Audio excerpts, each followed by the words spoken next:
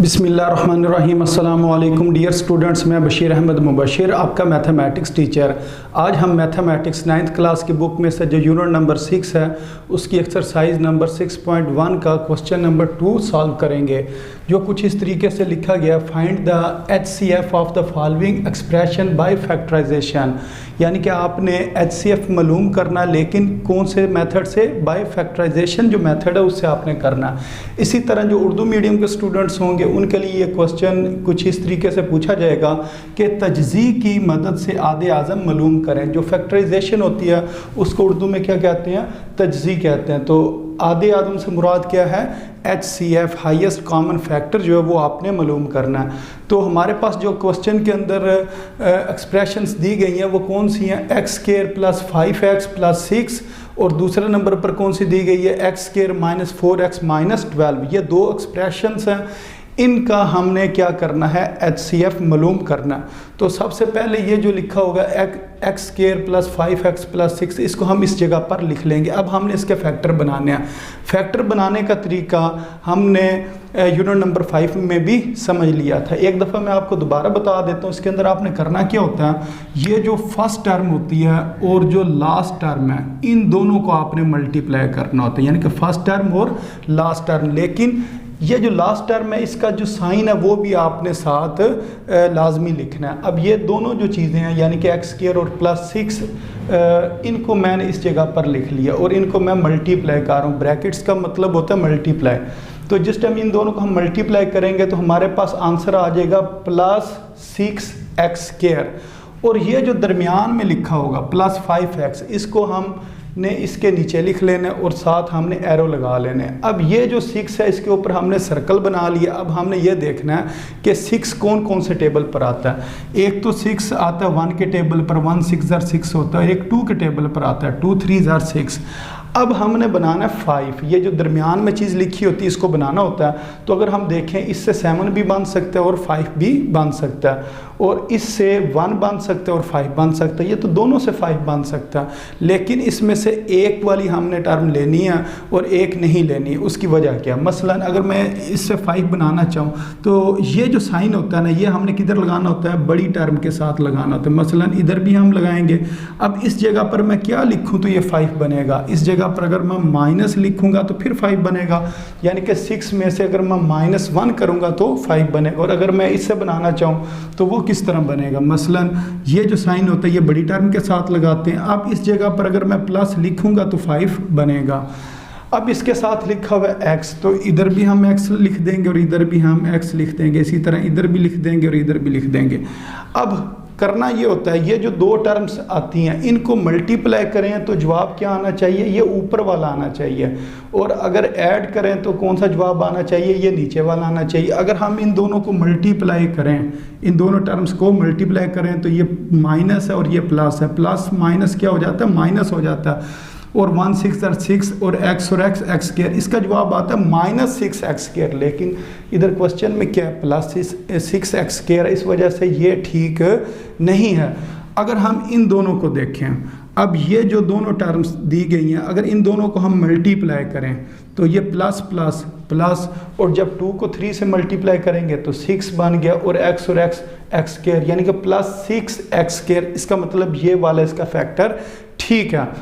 तो इससे क्या फ़र्क आ रहा था कि ऐड करने से तो +5x बन रहा था, लेकिन मल्टीप्लाई करने से +6x² नहीं बन रहा था बल्कि -6x² बन रहा था। इस वजह से ये हमने छोड़ देनी है, ये वाली टर्म हमने ले लेनी है। तो x² को शुरू में लिखेंगे, +6 को आखिर में लिखेंगे, और ये जो 5x है इसको लिख लेंगे +2x + 3x, यानी कि इसको दो हिस्सों में लिखना होता है। अब इन दोनों टर्म में से, यानी कि ये जो पहली दो टर्म्स हैं इनमें से हमने कॉमन लेना। और अगर हम देखें इधर से कौन सी चीज़ कॉमन आ सकती है?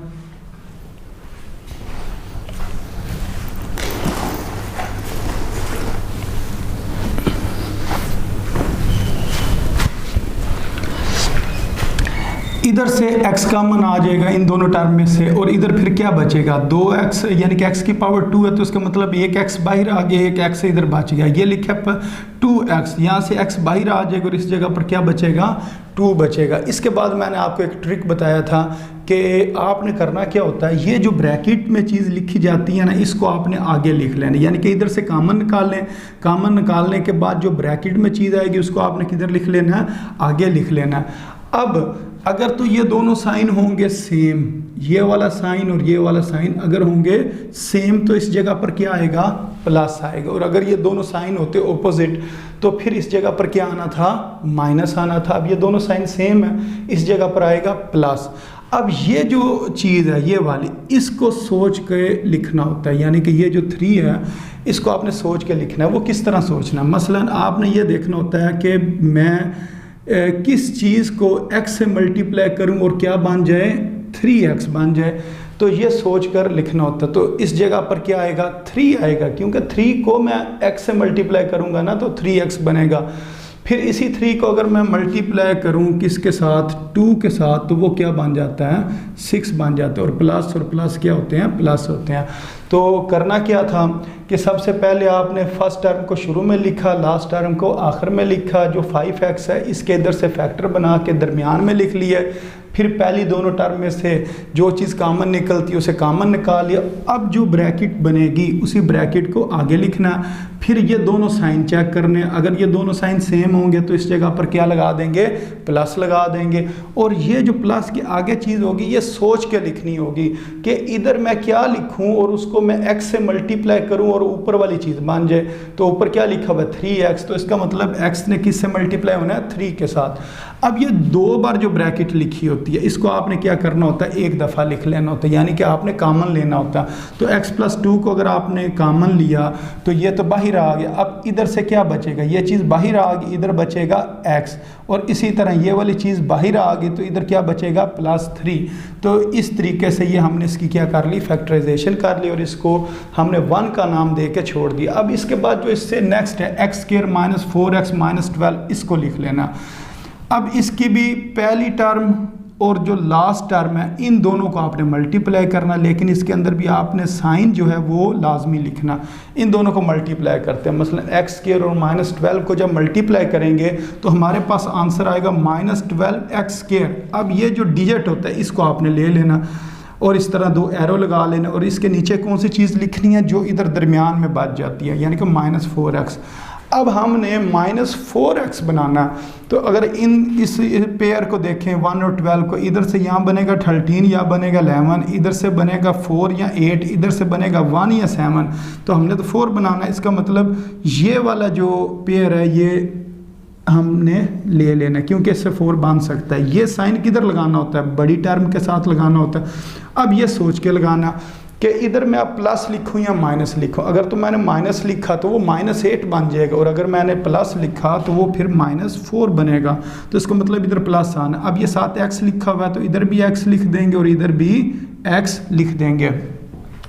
अब ये जो x² है ये शुरू में आ गया, -12 आखिर में आ गया। ये -4x को क्या लिखा, +2x - 6x। उसके बाद क्या करते हैं, ये जो पहली 2 टर्म्स होती हैं इसमें से हमने कॉमन लेना होता है। इन दोनों में से अगर हम देखें तो क्या कॉमन आएगा, x कॉमन आ जाएगा, और फिर ब्रैकेट में क्या बचेगा, इधर से x⁻2 है, इसका मतलब 1x बाहर आ जाएगा और 1x इधर बचेगा। इधर है 2x, तो इसका मतलब ये है कि यहाँ से x ने बाहर आ जाना, इधर क्या बचना, 2 बचना। तो फिर सेम ऊपर वाले तरह ये जो x+2 है इधर आपने क्या करना है, इसको आगे लिख लेना। उसके बाद ये वाले साइन चेक करते हैं। अब ये दोनों साइन क्या हैं, ये दोनों साइन ऑपोजिट है। अगर ये दोनों साइन ऑपोजिट हों तो फिर मैंने आपको क्या बताया था, इधर क्या लिखना है, माइनस। अगर दोनों साइन सेम हो तो इस जगह पर क्या लिखते हैं, प्लस लिखते हैं। ये माइनस लिखा जाएगा। अब ये सोचना है कि मैं x को किस चीज़ से मल्टीप्लाई करूं, यानी कि x को किस चीज़ से मल्टीप्लाई करूं और वो क्या बन जाए, 6x बन जाए। तो वो हमें पता है, इस जगह पर हमने फिर क्या लिखना है, 6 लिखना है, क्योंकि 6 को अगर x से मल्टीप्लाई करें तो 6x बनता है। फिर इसको मज़ीद चेक कर लेते हैं कि अगर मैं ये 6 को 2 से मल्टीप्लाई करूं क्या 12 बनता है या नहीं बनता है। तो अगर ये देखें 6 को 2 से मल्टीप्लाई किया तो कितना बन गया, 12 बन गया। इसका मतलब ये भी ठीक है। अब ये जो x+2 है इधर भी x+2 है, इसको कॉमन लेंगे। जब ये x+2 कॉमन आ जाएगा तो इधर क्या बचेगा, x।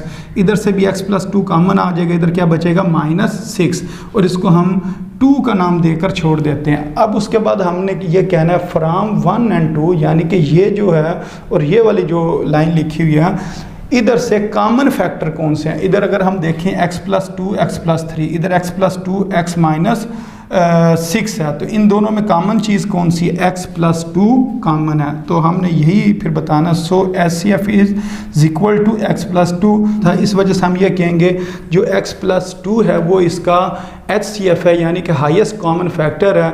और इसी को अगर उर्दू मीडियम वाले स्टूडेंट्स लिखना चाहें तो वो क्या लिख देंगे, आधे आज़म। HCF की जगह लिख देंगे आधे आज़म और आगे यही चीज़ लिख देंगे x+2।